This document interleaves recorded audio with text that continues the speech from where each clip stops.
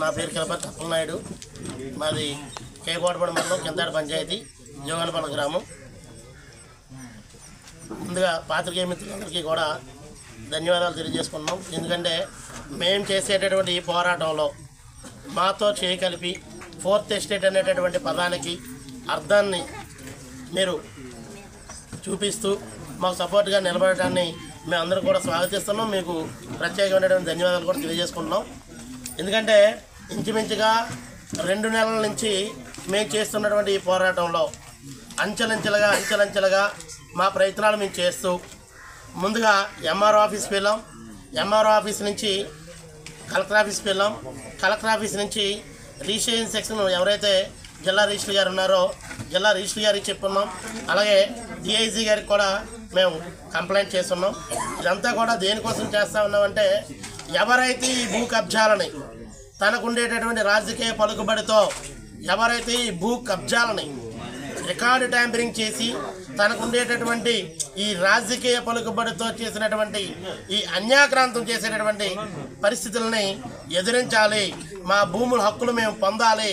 మేము ఖచ్చితంగా పూర్వం తాతల దగ్గర నుంచి దున్నుకొని వస్తున్నటువంటి సాగుబడి చేసుకొని వస్తున్నటువంటి భూములని మేము పరిరక్షణ చేసుకోవాలి, సంరక్షించుకోవాలనేటటువంటి తపన ఆవేదనతో ఈరోజు మేము కష్టపడి పనిచేస్తూ ఉన్నాం.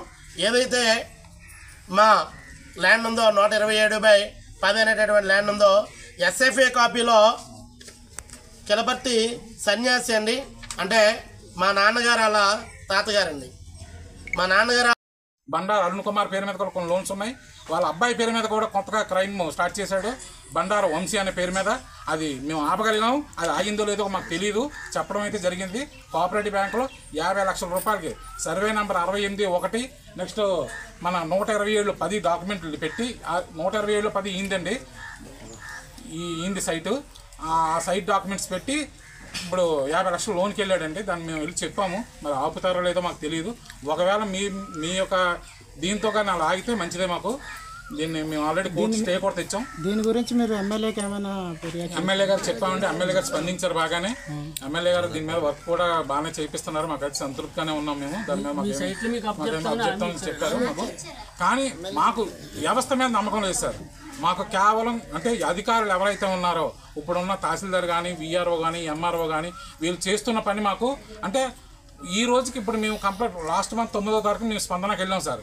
ఈ రోజు డేట్ అంత సార్ ఆల్రెడీ 15 రోజులు అయిపోతుంది. ఇప్పటికీ అంటే మా సైట్లు మాకు రాశారు. వాడు ఇలా వచ్చి ఫోన్ చేస్తే లిఫ్ట్ చేయట్లేదని కానీ, లేకపోతే రావట్లేదని కానీ అది ఏవి కూడా వాళ్ళు రాయట్లేదు. అది రాసి పంపించమంటాము. కలెక్టర్ ఆఫీస్కి వెళ్తే కదా సార్ వాళ్ళు ఎక్స్ట్రా వేస్తారు. వీళ్ళు రాయిపోతే మేము ఏం చేయగలమండి?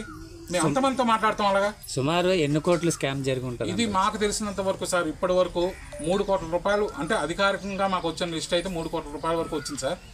మాకు ఒక కోఆపరేటివ్ బ్యాంకులోనే 1,13,00,000 లక్షలు కట్టాలండి. మేము తర్వాత 6 లక్షలు కట్టారని కూడా మేము చెప్పాము.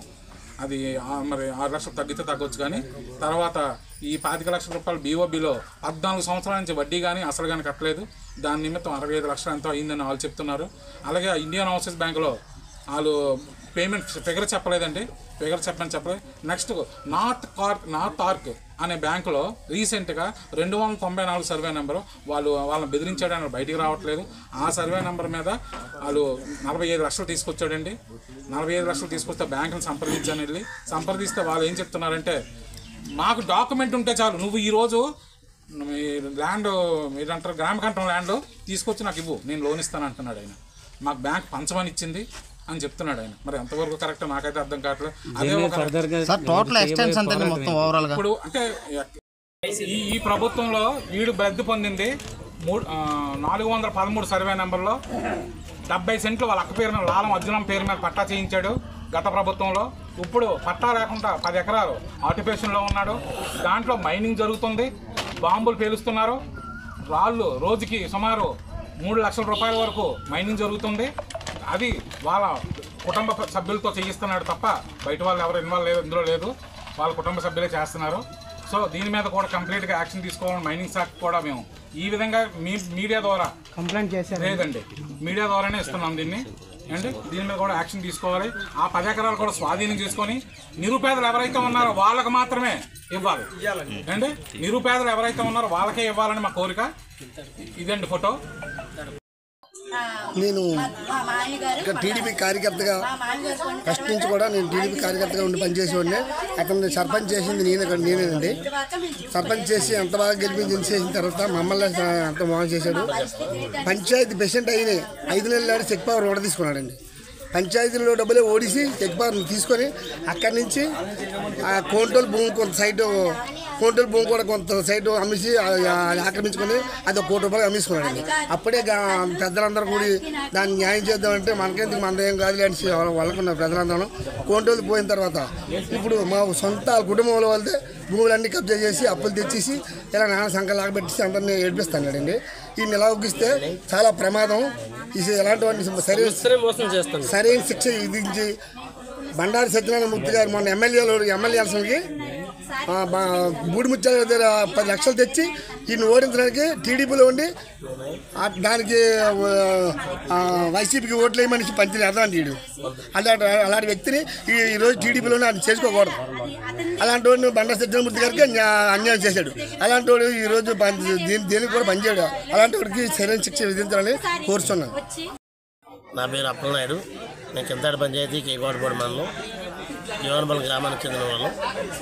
ఏదైతే ఈ 2 నెలల నుంచి మేము పోరాటం చేస్తున్నామో బండారు నరసింహనాయుడు అనేటటువంటి వ్యక్తి భూ కబ్జాలు చేసినటువంటి దాని మీద మేము పోరాటం చేస్తున్నాం. అందులో నేను కూడా బాధితుడినే. మాది కూడా ఒక 22 సెంట్లు అన్యాక్రాంతం అయిపోయింది.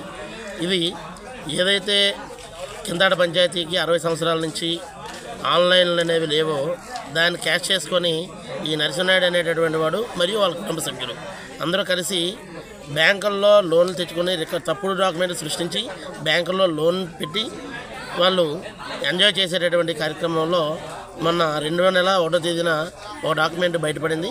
ఆ బయటపడిన డాక్యుమెంట్ పట్టుకొని మేము తీస్తే తీగలాగితే డొంక కదిలినట్టుగా మొత్తం కోకొల్లలుగా బయటకు వచ్చి ఉన్నాయి. ఈ వచ్చినటువంటి వాటిని ఎంఆర్ఓ గారి దృష్టికి తీసుకెళ్ళాం, కలెక్టర్ ఆఫీస్ వారి దృష్టికి తీసుకెళ్ళాం, స్థానిక ఎమ్మెల్యే గారు బండారు సత్యనారాయణ గారి దృష్టికి కూడా తీసుకొని వెళ్ళాం. అయితే ఎమ్మెల్యే గారు సానుకూలంగా స్పందించారు, కలెక్టర్ గారు కూడా సానుకూలంగా స్పందించారు. కానీ ఇక్కడ ఏదైతే అధికారులు ఉన్నారో నత్తనడకన సాగిస్తూ వ్యవహారాన్ని ముందుకు తీసుకొని వెళ్ళేటట్టుగా సహకరించడం లేదు. అలాగే ఎవరైతే ఇప్పుడు ఆల్రెడీ బాధితులు ఉన్నారో 11 మంది సైట్ ఆఫ్ పొజిషన్ చూపించమంటే చుట్టూ హద్దుదారులను తీసుకొచ్చి సైట్ ఆఫ్ పొజిషన్ మేము చూపించడం జరిగింది. అలాగే ఎవరైతే కబ్జా చేశారో ఆ బండారు నరసింహనాయుడు అనేటటువంటి వ్యక్తిని సైటు పొజిషన్ చూపించమంటే 4 రోజుల నుంచి తిప్పుతూ ఉన్నాడు అధికారులని. ఈ అధికారులు కూడా ఒక డేట్ ఇచ్చి ఆ డేట్కి రా అని చెప్పి తనని రమ్మని చెప్పేసి ఓ బైండ్ ఓవర్ చేసేటటువంటి కార్యక్రమం చేయటం లేదు. ఎందుకో లాలూచి పడుతున్నట్టుగా మాకు కూడా అనిపిస్తుంది. అధికారులు స్పందించకపోతే మాలాంటి కామన్ మ్యాన్ ఏం చేయగలుగుతారనే విషయాన్ని 4th ఎస్టేట్గా మీరు కూడా గమనించవలసిందిగా కోరుతా ఉన్నాం. ఎవరైతే ఎమ్మెల్యే గారు ఉన్నారో ఎమ్మెల్యే గారు చెప్పినటువంటి కార్యక్రమానికి కలెక్టర్ గారి ద్వారా ఆదేశాలు అయితే వస్తున్నాయి, కానీ ఇక్కడ అధికారుల నుంచి అయితే స్పందన అయితే కరువైందని ఈ మీడియా ముఖంగా తెలియజేస్తూ ఉన్నాం. అయితే ఎవరైతే బ్యాంకుల్లో లోన్లు తీసుకొచ్చి భూములన్నింటినీ తాకట్టు పెట్టి చేసుకొని వస్తున్నారో ఆ వ్యక్తిని కఠినంగా శిక్షించాలి. కింతాడ పంచాయతీలో ఉండేటటువంటి ఏదైతే భూములు ఉన్నాయో ప్రతి భూమికి కూడా ఆన్లైన్ చేయించేటటువంటి కార్యక్రమం ప్రప్రథమంగా ఇమ్మీడియట్గా చేయవలసిందిగా కలెక్టర్ వారిని కోరుతా ఉన్నాం.